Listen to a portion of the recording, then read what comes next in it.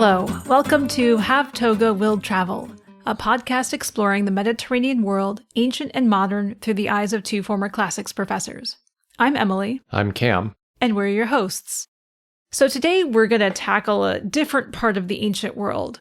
We're going to look at ancient Persia. Now, the Persian Wars have come up several times, but before we really get into talking about the wars themselves, we thought it was important to talk about ancient Persia itself and the Persian Empire. And that's what we're going to do today.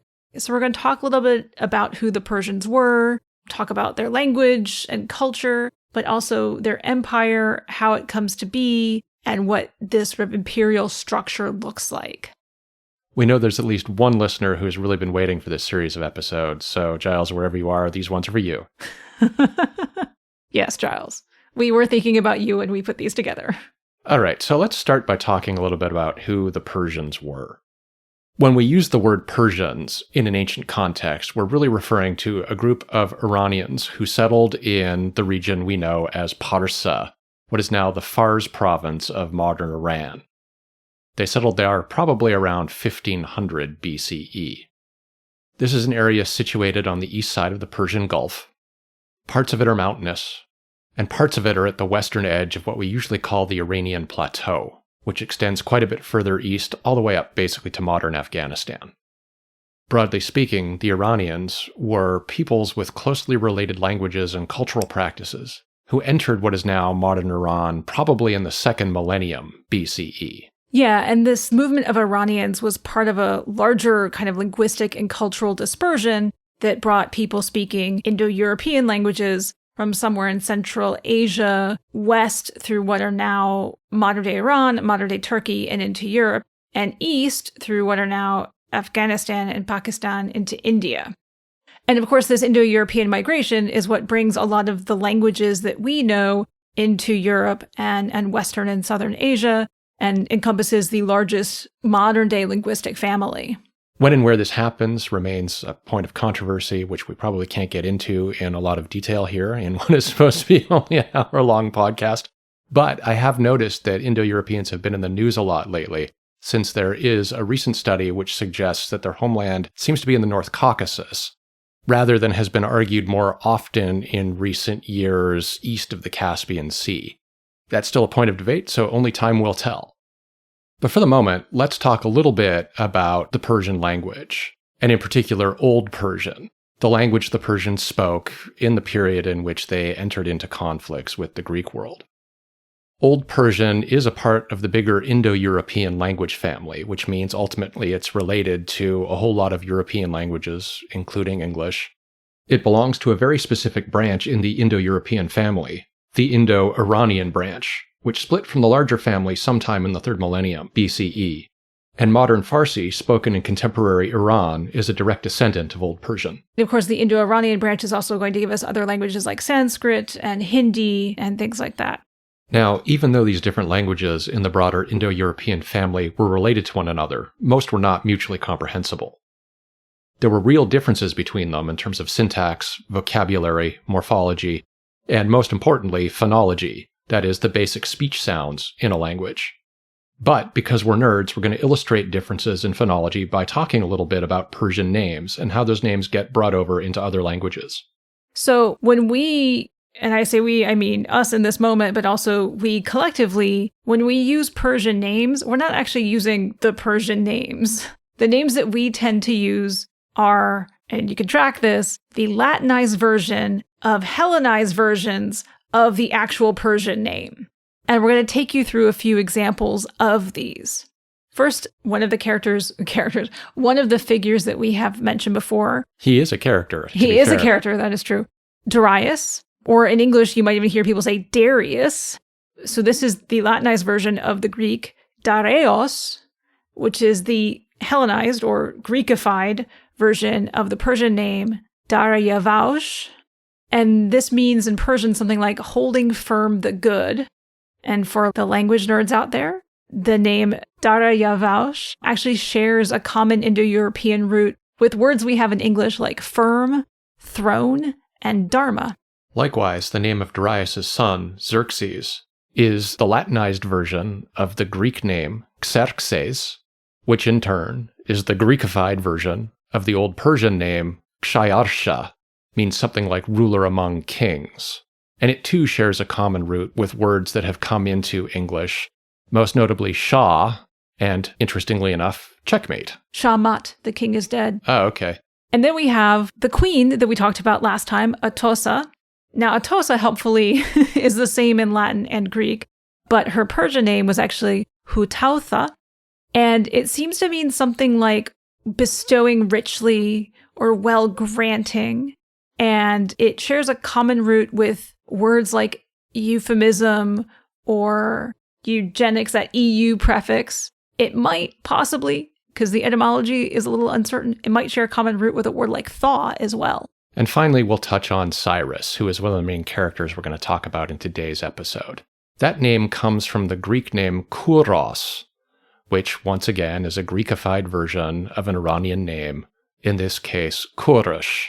But the weird thing here is that this name, in its Iranian form, may itself be a borrowing from another people who lived nearby the ancient Persians, a people called the Elamites. These were people living in what is now southeastern Iraq, essentially. They spoke a language that doesn't seem to be related to anything else we know. Yay, linguistic isolates. All right. And in their language, Kourosh was a word that meant protector or shepherd. And we think this name passed into Persian as Kourosh. So why do all these linguistic changes happen between languages? A lot of this change happens because, one, Greek and Latin are inflected languages. So the ending of the words is what tells you their syntax. And so Greek and Latin will both tweak the endings of names so that it conforms to their noun forms. So, for example, OS, A, and ES are common endings for names in the nominative case in Greek, but say in Latin, OS isn't an ending, US is. So Latin will take all Greek names that end in OS and turn them into a US. Now that's one reason. The other reason is that Persian contains sounds that just don't exist in Greek. And the Greek, in some ways, is doing its best to try to approximate them. And you can actually see this today if you go to Greece. Modern Greek, for example, lacks sounds like ch and j and ch, right, which are some of the sounds we heard in these names coming out. So if you've ever had the experience of being in a Greek bar and you order a gin and tonic, if you listen to a Greek person pronounce gin, they're going to say something like zin, because they use the TZ together to try to approximate that sound. And with the ch sound, they'll use a TS. There's a word sureki in Greek, which is actually trying to approximate a word chorek in Turkish. And then with SH, we lived in Chicago for a long time, and Chicago gets rendered in Greek as Chicago. They turn it into an S. And so this is part of the other thing that's happening there, this attempt to render in your language sounds your language doesn't have. Now, in terms of culture, one of the things we want to touch on briefly is ancient Persian religion. Loosely speaking, ancient Persian religion can be described as an early form of Zoroastrianism, although it's a bit of a simplification to use this term because there are a whole lot of debates about when we can use this term to describe ancient Iranian religion or religious belief. Now, the name Zoroastrianism comes from this figure named Zoroaster, or sometimes called Zarathustra. And he's a religious reformer whose life is dated anywhere from the mid-2nd millennium BCE to the 6th century BCE. So a pretty wide range of possible dates here. Yeah, that's not a narrow band. No. And prior to him, it seems that the ancient Iranian religion was very similar to the historical Vedic religion of, what we might call ancient Hinduism. Not surprising, because what you're looking at here is a process in which Indo-Iranian speakers and speakers of various languages in India ultimately come from the same root. Yeah. Now, Zoroaster's sort of big reform is that he promotes the worship of one god from a pantheon of gods, and that god is called Ahura Mazda, and he marks all the other gods as daivas, which means something like gods to be rejected. We're simplifying a lot here, but what this produces essentially is a very dualistic system, a system in which it's believed that reality consists of two fundamentally opposed principles. On the one hand, you've got Ahura Mazda, who is a god associated with wisdom, truth, order, creation, all of that good stuff. And on the other, you have the god Agramanyu, sometimes described as the lie. And this is a figure that represents destruction, anti-creation, disorder, decay, basically all of the bad opposites of the things that Ahura Mazda represents. Yeah, it's a very binary opposition. Although there are debates about whether or not this system should be categorized as a polytheistic one in which there are a whole bunch of gods, a monotheistic one in which there is one real god, or henotheistic, which is closely related to polytheism, except you're in a universe in which there may be multiple gods, but one of them is clearly paramount. And as a result of this binary opposition, Zoroastrianism in this context sort of sees the world as like a battleground between the truth and the lie. And the world that we live in is this space of like mixture and confusion that needs to be fixed. There's this idea that there had been one perfect world existence, and then the lie, the sort of evil principle, enters and corrupts existence. And that is when eternity, immortality, yields to history. And history is the arena in which this battle between the truth and lie is fought. However, Agramanyu, the lie, cannot win this fight because in the end, he is fundamentally incapable of creation because he is anti-creation. And this battle will end eventually, and it will end with the restoration of and the return to eternity, an eternal world. Right, but lucky us, we get to suffer along the way. This battle sort of works its way out in the world that we experience. Yeah. So in this particular view, death and decay constantly pose dangers to life and creation. And human life as we know it, for that reason, is sort of a constant struggle between the bits of us that are immortal and the bits of us that are vulnerable to decay. Yeah. And that struggle continues even after death, when decay enters the body instantly and our flesh decays, but our bones stay behind. These are conceptualized as an eternal part of what we are. Yeah, and so in sort of ancient Persian religion, like the handling of dead bodies is an inherently corrupted profession because you're constantly touching dead bodies, and death is decay, and decay is contagious. And so basically the bodies would be left out to rot in a particular area away from everything.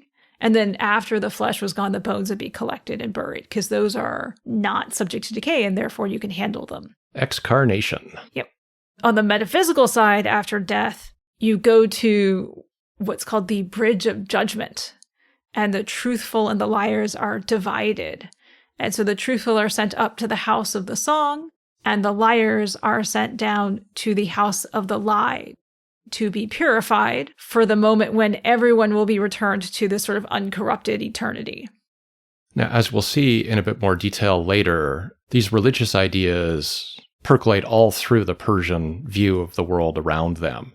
Among other things, the Persians saw the world as one organized in what seemed to have been concentric circles, with the center as the part of the world closest to Ahura Mazda, and thus, in some sense, the best. And the further you moved out from the center, the more you move into those outward circles, the more degraded things conceptually become. So the good radiates out from the center, which in this particular case was the Persian heartland, roughly, again, the Fars province of modern-day Iran. So that's a very rough overview of Persian religion worldview stuff. Cam's never forgive me for making him do that religion stuff. Not my strongest subject. But now we're going to turn in a little more concrete way to the Persian Empire and how the Persian Empire develops. So we're going to start with some context. So we're in the Middle East in the first half of the 6th century BCE. Now, this is a very complex geopolitical environment with a history spanning a couple thousand years already. In the first half of the 6th century, the center of gravity is probably Babylon, which is about 50 miles or 80 kilometers south of modern-day Baghdad. And Babylon is the capital of what we call the Neo-Babylonian Empire, which controlled most of what is now Iraq and the Levant, so sort of Syria, Jordan, Israel, and had influence all the way up into what is now modern Turkey. And it's rivaled by Egypt under the Saite dynasty, which is ambitious to rebuild its empire in the Levant. To the west, there was a relative newcomer on this scene, the Kingdom of Lydia, which had begun to build an empire of its own in what is now Western Turkey in the early decades of the 6th century BCE. And finally, to the east, in what is now Western Iran, there was the powerful Kingdom of the Medes, another Iranian people closely related to the Persians, who probably controlled a fairly extensive network of vassals on the Iranian plateau. Their kingdom was based at ancient Ecbatana, modern-day Hamadan, a city roughly halfway between modern-day Baghdad in central Iraq and Tehran, the capital of Iran, which is situated about 60 miles or 100 kilometers inland from the southern shore of the Caspian Sea. So that's the context. Persia, or ancient Parsa, is a region in the southwest part of what is now Iran, so west of where the Medes are, west and south of where the Medes are. As we mentioned, right, it's more or less the modern Iranian province of Fars, which was on the east side of the Persian Gulf. And it seems that ancient Persia was actually several separate polities in antiquity, most of which, in that moment, were probably vassals of the king of the Medes to a certain extent.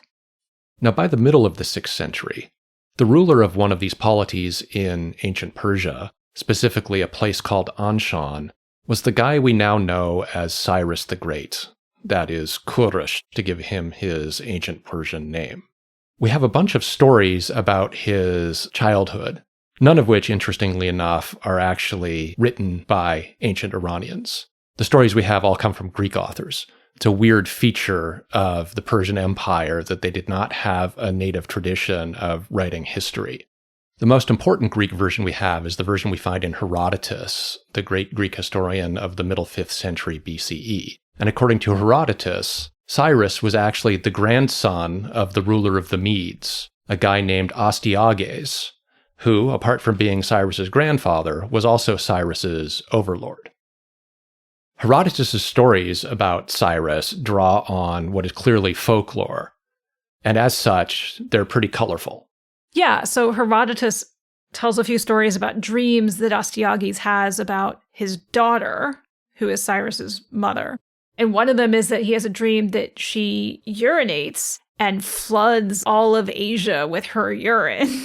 Yeah, it's a disturbing dream, I imagine. And Astyages and his advisors interpret it to mean that if he has a grandchild through this particular daughter, that child will rise to rule all of Asia, which Astyages does not like.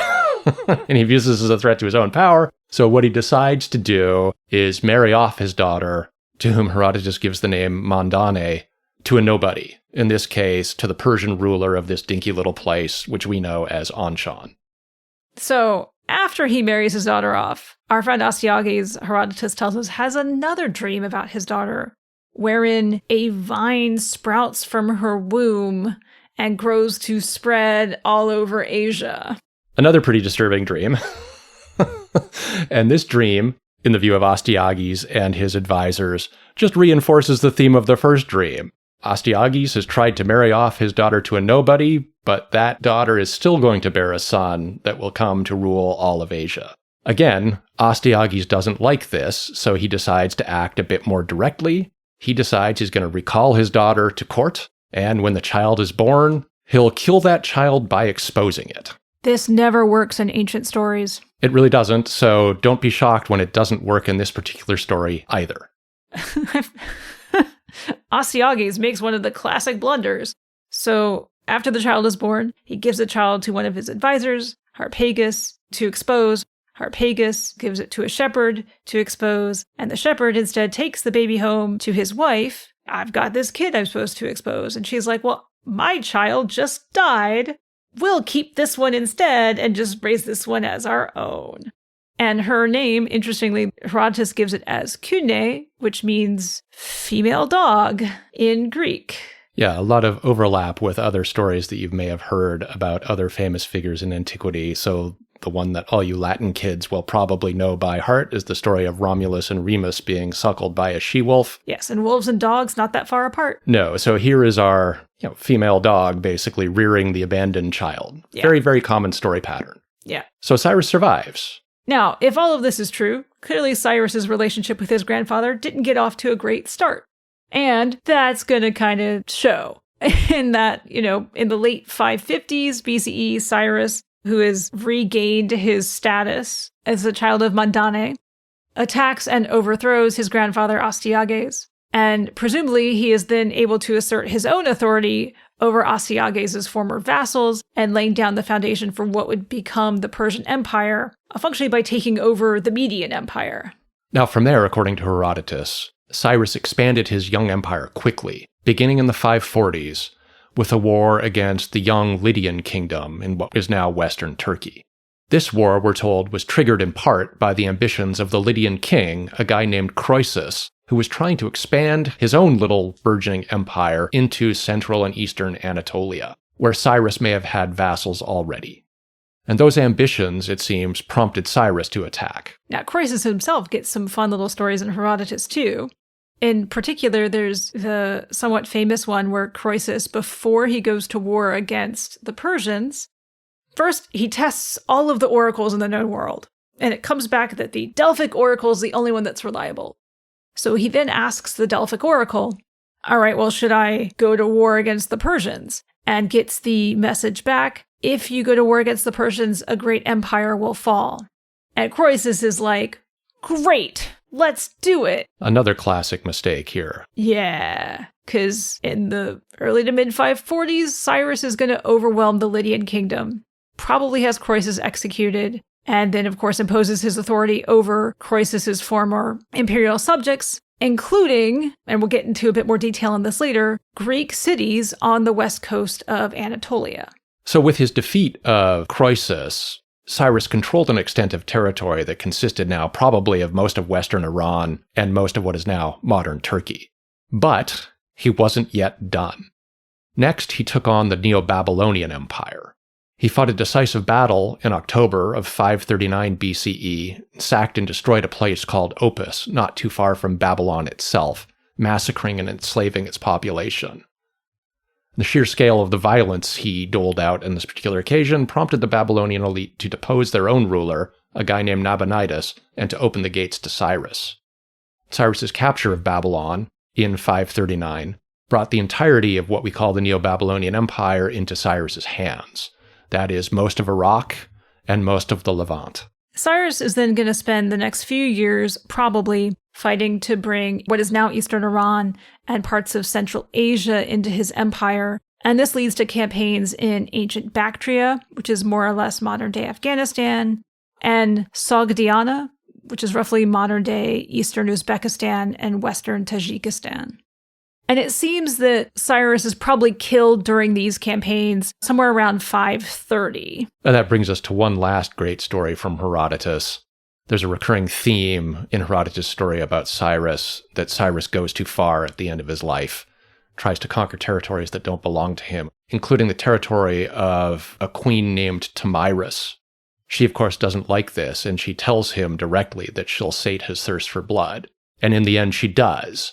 When she and her followers defeat Cyrus in a final climactic battle, she has his head cut off and she shoves it into a wineskin full of blood and sort of taunts it by saying, "Haha, I told you I'd quench your thirst for blood." I kind of wish he had just drunk his blood out of his skull. I think that would have been kind of badass. That probably would have been a bit more satisfying, yeah. But we can't choose the stories that Herodotus tells us.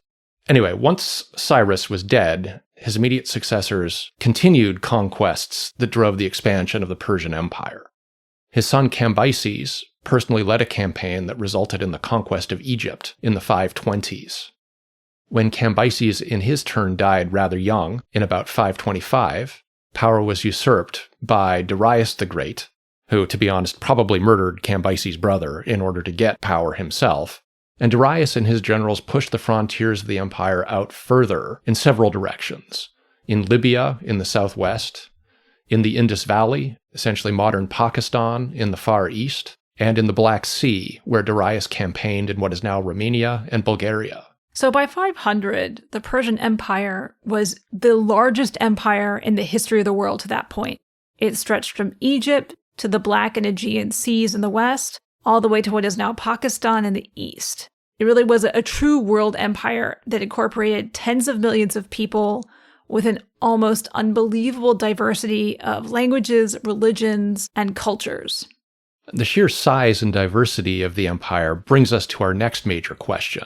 How is this thing organized? As we've mentioned, at its height, the empire encompassed a whole bunch of different peoples and cultures. But there was never any real intention to make everyone within the empire Persian, whether in culture, in language, or religion. Nevertheless, power was centralized in the king, who governed with the help of a couple of groups of people. First of all, cooperative local elites or rulers who had been incorporated into the empire along with their peoples, and governors called satraps, who were the king's representatives in larger regions that we might as well just call provinces. Now, these cooperative local elites or rulers were critical because it was hard for the Persians, or really for any empire, to manage the conquered peoples or polities directly. So instead, what they do is they impose obligations on conquered peoples and then expected the local rulers or governments to deliver on those obligations. And those obligations are military service and tribute, in this case, usually paid in gold or silver. Right. This is tribute in the sense in which it was meant before the Hunger Games came along and redefined the term for people of a certain generation. That generation is not yours. It's not mine, no. Satraps, on the other hand, were officials who kept watch over large provinces that could encompass a whole bunch of different conquered states or peoples. And they were put into place basically because the massive extent of the empire meant that the king really needed a way to assert power in places that he couldn't be physically. Yeah, it's about 1,600 miles by road from western Turkey to Persepolis, which is Darius's ceremonial capital. And it's about the same distance from there to the eastern reaches of Afghanistan, to the other border functionally. Right, those are huge distances by the standards of ancient empires. It could take up to 2 weeks for a fast messenger to get from one frontier to the center. So one of the things the Persians did was, again, create a bunch of provinces, at least 20, in the early to mid-5th century, governed by these satraps. So you mentioned the Persian couriers, right? And actually, the U.S. Postal Service takes its motto from Herodotus' description of those Persian couriers, like the official, mail service of ancient Persia, the neither rain nor snow nor sleet nor dead of night. I don't know the rest of it. No, but you're right that it is almost a word-for-word quotation from Herodotus. Yes, describing the Persian courier service, which, of course, that kind of communication is critical in an empire that large. Sounds like a subject for an episode at some point in the future. Perhaps. Anyhow, back to the satraps. The satrap's job is to make sure that the subjects in their province pay their tribute and supply soldiers when necessary. And they're also responsible for suppressing rebels in their province and protecting the frontiers. And satrap is actually, again, another Greek rendition of a Persian title, kshachapavan, which means something like protector of the realm. Yeah, and they were there in the provinces, supported by members of a larger Persian and Iranian diaspora. Basically, other aristocratic Persians and or Iranians were given lands in conquered territories by the king, as were military colonists who sometimes held land in exchange for explicit promises to provide military services in order to help keep conquered populations down. Now, behind the logistics of organizing an empire like this, there's also an underlying ideology that helps the empire justify what it's doing. And empires that last do so not just because of their military power, but because they develop an ideology to justify their existence. And the Persian Empire is no different. The main argument that gets developed by Cyrus and Cambyses was that they conquered in order to defend traditional local gods. So Cyrus, for instance, presented himself in Babylon as the champion of that city's god, Marduk, that he was chosen by the god himself to punish the last Neo-Babylonian king who, as the argument went, had not lived up to his obligations to his god and his people. And more famously, Cyrus presented himself as the champion of the Hebrew god when he ordered the rebuilding of the temple in Jerusalem and released captives who had been taken from Judah to Babylon after Nebuchadnezzar II sacked Jerusalem in 586 BCE. And that's basically how he gets remembered, interestingly enough, in the Old Testimony. The Old Testimony. It's been a long time since that Catholic school upbringing, isn't it? That's how he gets remembered in the Old Testament. There we go. In the book of Isaiah. Your great-great-uncle, the Monsignor, if he were still alive, would not be happy to hear weep. that. Yes, he would weep. Anyway.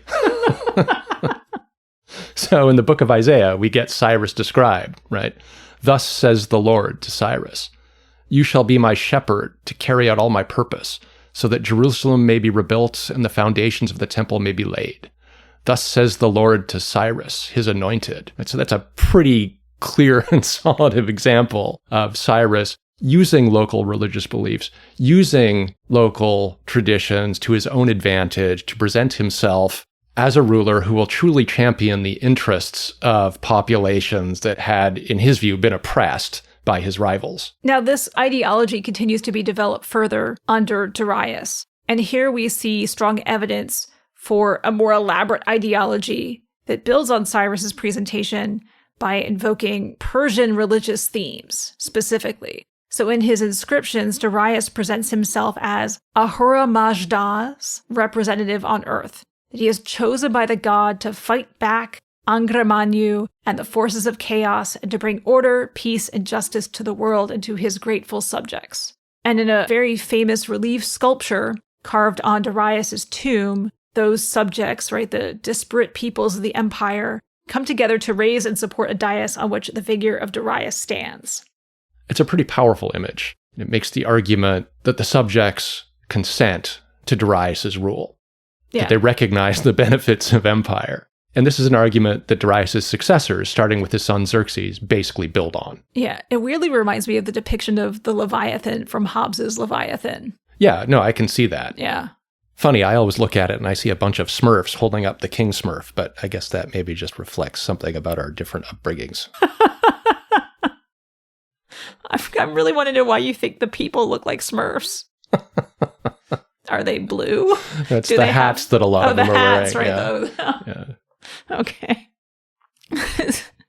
Now, it is easy to look at these imperial ideologies and think that they are purely self-serving, right? These are the things you say to convince people that you aren't like a total sociopath as you conquer them, but you don't really believe them. Now, that view may be true, but it may go a little too far, because it is entirely possible that someone like Darius did actually believe the ideological arguments he was making. He might actually believe he is Ahura Mazda's representative on Earth. Yeah, this is a question that we can't ultimately answer, right? Because you can't get into their heads to really see what they were thinking. But for our purposes, what's important here is that even when the imperial rulers believed that they were bringing peace and order to the world by conquering everybody and forcing them into their empires, that process, of course, produces a whole lot of violence. I mean, that's true of pretty much every empire in world history. I don't care if we're talking about the Athenian Empire, or the Roman Empire, or whatever. The British Empire. The British Empire. Persian Empire was really no exception here. And most obviously, it was created initially through war and conquest, which was often incredibly violent. But at the same time, it continues to generate violence, since the king and his supporters could be quick to label those outside the empire, and even those within the empire who weren't so happy with Persian rule, as allies of chaos, or as people misled by Angramanyu who need to be suppressed, or who need to be brought back into the light forcefully. Right. It's easy to fall into that kind of pattern when your worldview is fundamentally one in which the forces of light are constantly engaged in this existential battle with the forces of chaos. Yeah. But at the same time, because the Persian Empire, like other empires, depended fundamentally on cooperative local elites who often benefited personally from creating relationships with imperial rulers, local political figures in areas both inside or outside the empire often invited imperial involvement, imperial entanglements, to quote a wise man from Star Wars, along with the violence it entailed, often to help them get the upper hand in their local political struggles, but of course with massive consequences for everybody else living in their communities. Yeah. And so Herodotus, again, has a story about this. In this case, it's a story of Darius and a Greek aristocrat named Syloson that shows how local politicians could pull in imperial might even outside of the empire. So to set the story up, here's some context. So it's the beginning of the 6th century, The west coast of Anatolia, right, what is now Turkey, was home to several dozen Greek city-states. Fun fact, the central part of western Turkey here was known in antiquity as Ionia, which is actually where the Persians get their name for the Greeks in general. They called the Greeks Yauna after Ionia. Anyway, the Greek city-states in this part of the world were conquered by Croesus and incorporated into the Lydian Empire he ruled in the first half of the 6th century. And then, in the 540s, after Cyrus defeated Croesus and the Lydian Empire, the Greek city-states were reconquered by the Persians after they tried to reclaim their autonomy and were then integrated into the Persian Empire. Now, the Greek islands just off the coast of what is now Western Turkey were not conquered at this point. But they definitely came under the influence of this massive empire that had just annexed all of mainland Ionia into its structure. Our friend Syloson was a Greek from one of these islands, specifically a Greek from the island of Samos, which is just off the coast of Anatolia. His brother Polycrates was the island's ruler, in Greek parlance, a tyrant. When Cambyses invaded Egypt and levied ships and soldiers from Greek subject states in western Anatolia to support his campaign, a whole bunch of adventurers from Greek islands that were not yet under Persian control also went along, thinking this would be a great time, including our friend Syloson. And according to Herodotus, while Syloson was in Egypt, he met the future Persian king Darius, who at that point was a member of Cambyses' royal guard. And the story we get is that they got to chatting, and Darius really liked the scarlet cloak that Syloson was wearing. In a fit of generosity, Syloson took it off and presented it to Darius as a gift. Now, flash forward a few years. Syloson has now been exiled from Samos after the death of his brother, the tyrant, and he is eager to return and claim power himself. And so he presents himself at the court of Darius, who is now the Persian king, and asks for a favor. He would like the island of Samos. Darius agrees and sends a military force to capture the island on Syloson's behalf, which he did, and after a fairly bloody invasion that, as Herodotus claims, resulted in the massacre and enslavement of many Samians, Syloson is put in charge and then governs his native island for several years, presumably as a loyal ruler of a subject state in the Persian Empire. So it's a great little story, by some measure of great. Syloson gets what he wanted, restoration of Samos and political power.